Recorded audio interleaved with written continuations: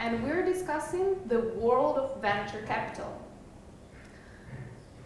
Facebook is a 300-400 billion company. Nothing else comes even close to it.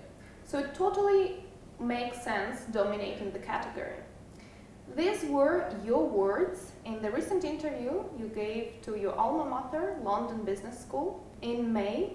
And looking at Hoxton Ventures investments, I can see you made quite good bets on some companies, such as online takeaway service Deliveroo, cybersecurity unicorn Darktrace, and healthcare industry company Babylon Health, which is using AI quite heavily.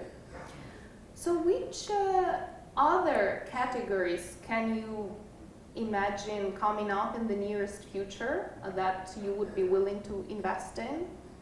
Or if I could rephrase it to make it a little bit more understandable, which of the currently existing technologies you envision making the head start and becoming dominant in some other industry? The honest answer is we don't know what the new categories are going to be. If we did, we'd go off and build a company ourselves. That's what we would try and do. Okay. We write checks to people who figure it out and then come and talk to us about it. And the question that we often ask is, why can this company be built today where it couldn't have been built before? And we're big believers in kind of being early into a category. And then we've done categories that haven't worked. We did a farming company. It was using drones to figure out if the crops are getting enough water or if they're getting enough nutrients from the soil. And the technology really worked, but the farmers didn't really want to buy it because I don't think farmers think about adopting technology the same way other people do. We didn't know that, and if we had known that, we wouldn't have written the check. So sometimes you try, and sometimes and it doesn't work, and sometimes you try and it really does work.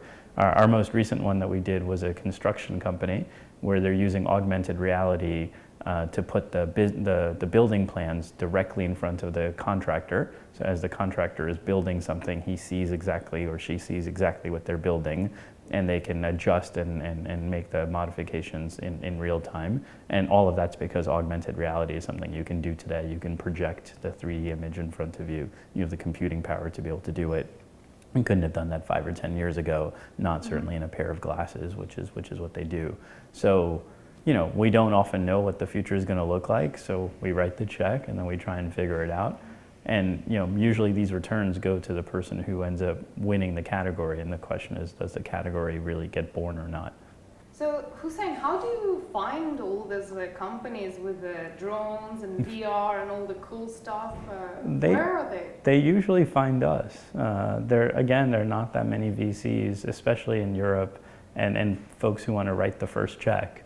And we're not necessarily scared of writing the first check, and our first check can be reasonably large. And the construction one got £4 million to run that experiment, and not many people would. And they're all like under the age of 30, so they're pretty young as a team.